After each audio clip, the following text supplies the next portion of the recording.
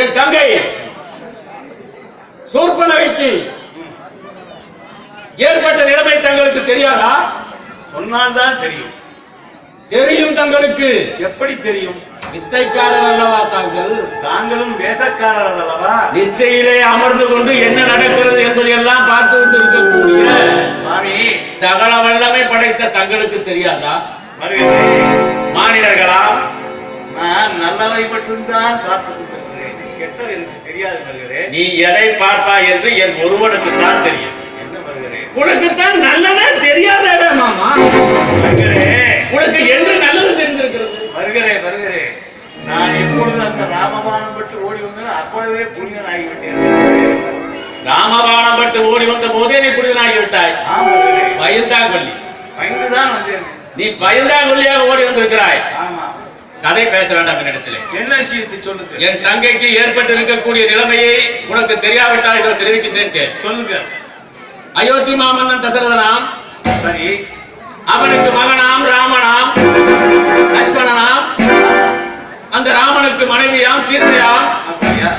நான் எனது தங்கைக்கு சீதனமாக கொடுத்த பஞ்சவடியிலே பர்ணவசாலை அமைத்து அதிலே அமர்ந்து கொண்டு உரிமையுள்ள எனது தங்கை எங்கே சென்று, யார் நீங்கள், எதற்காக இங்கு வந்திருக்கிறீர்கள், என்ன காரணம் என்று கேட்டிருக்கிறார். கேட்க தகுதியுடையவள் என் அருமை தங்கை. உண்மைதான் உண்மைதான். அதிக பாசம் வைத்திருக்கிறேன் நான் தங்கையின் மீது. அது உனக்கு தெரியும், நன்றாகவே தெரியும். இச்சபையில் உள்ள அனைவருக்கும் தெரியும். அப்படி இருக்கும் பொருட்டு கேள்வி கேட்டு அவளை சரி மிகவும் தகாத வார்த்தைகளால் பேசி, பேசக்கூடாது, தகாத வார்த்தைகளால் பேசி கூடாது. மாமா சொல்லுங்க. நினைவுபடுத்திக் கொள்ளுங்கள். தகாத வார்த்தைகளால் பேசி மிக மோசம். அழகே உருவான எனது தங்கையின், ஆமா மிக அழகானவள் எனது தங்கை. ஆமா, சூர்ப நங்கை. பார்ப்பதற்கு மிகவும் ரமணிகரமாக இருப்பார். தெரியும். அப்படி அழகு வாய்ந்த எனது தங்கையின் மூக்குகளையும் அங்கங்களையும் அறுத்து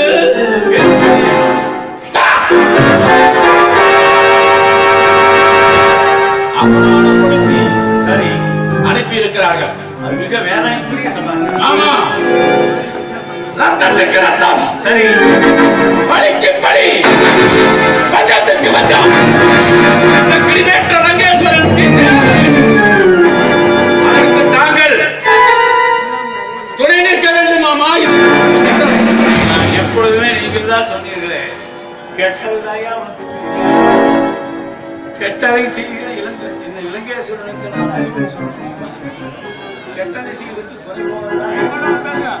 ஆனால் உனக்கும் சொல்லுகிறேன் வருகிறே, உன்னுடைய பெருமையை பற்றி நான் பேசித்தான் ஆக வேண்டும். நான் பாட்டித்தான் பாடவில்லை, இந்த வசனத்தையாவது பேச வேண்டும். இலங்கேஸ்வரா, நீ 14 லோகத்துக்கும் சொந்தக்கார. உன்னுடைய மதில் சூழல்லாம் செம்பினாலே செய்யுது. எல்லோருக்கும் ஒரு கொடி இருக்கிறது. உனக்கு வீரை கொடியிலே வேந்தன் பேர். அந்த கைலங்கிரிநாதனை உன்னுடைய கை வெட்டி அதிலிருந்து நரம்பெடுத்து வீணை பாடி காம்போதி ராகம் பாடி அந்த ராகத்தை கேட்டுவிட்டு அந்த கைலங்கிரிநாதன் இன்னொரு முறை பாடு என்று உன்னிடம் ஓடி வந்திருக்கிறாய். இலங்கை கைலங்கிரி எங்கே இருக்கிறது, இலங்கை எங்கே இருக்கிறது பாருங்க உன் பாட்டின் மகிமை. அப்படிப்பட்டவன் நீ. உனக்கோ 7.5 கோடி வயது இருக்கிறது, வாங்கியிருக்கிறாய். எல்லா நலன்களும் உன்னிடம் இருக்கிறது. தேவர்கள் மூவர்களும் யாருக்கும் உனக்கு பயப்படுகிறார்கள். இந்த ரம்பை ஊர்சி எல்லாம் உன்னிடம் வந்து நடனம் ஆடுகிறார்கள். அது மட்டுமா, இந்த சப்த கணங்களான இந்த 7 கிரகங்களும் படிக்கட்டுகளாக இவ்வளவு பெருமை வாய்ந்த மருகருக்கு நான் உதவாமல் இருக்க முடியுமா?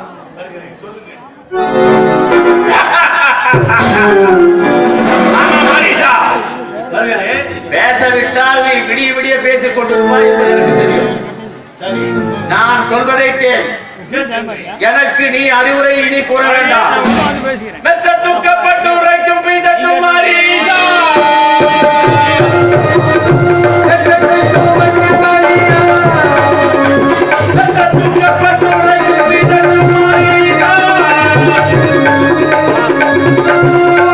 Thank you.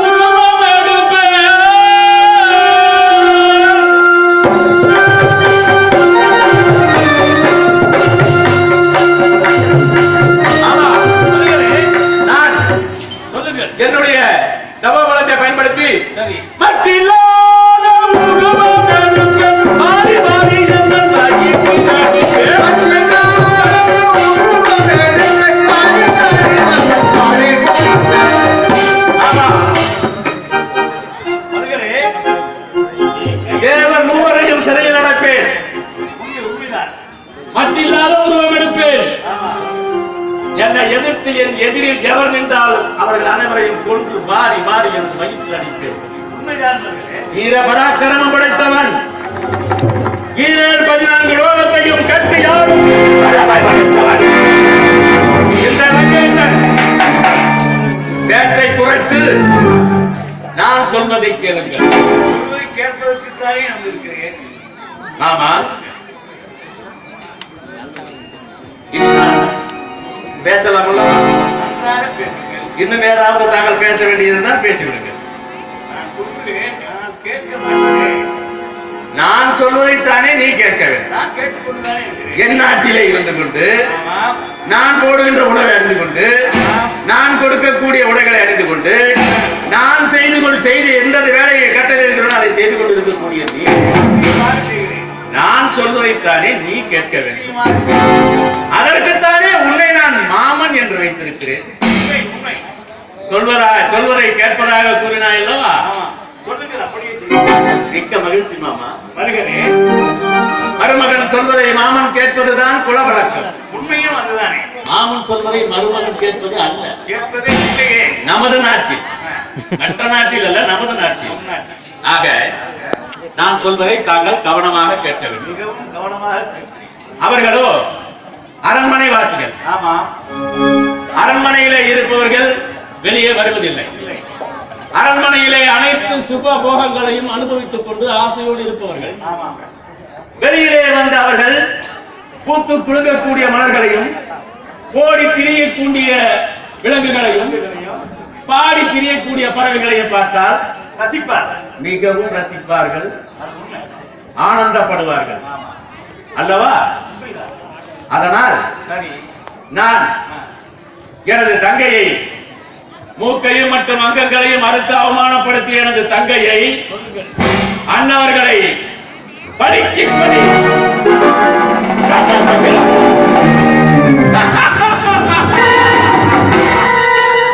வேண்டும் அல்லவா?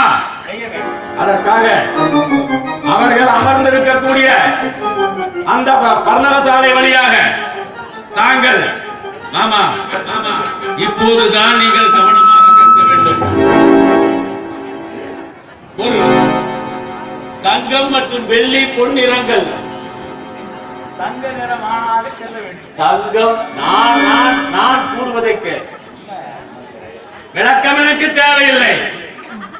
தங்கம், வெள்ளி மற்றும் வைடூரியம் பதித்தது போன்ற அழகாக உருவம் கொண்ட, துள்ளி ஓடக்கூடிய அழகிய வடிவான ஒரு புள்ளிமானாக நீ உருவெடுத்து ஆட்டம் காட்ட வேண்டும். ஆமா, புள்ளிமானாக உருவெடுத்து ஆட்டம் காட்ட வேண்டாம்.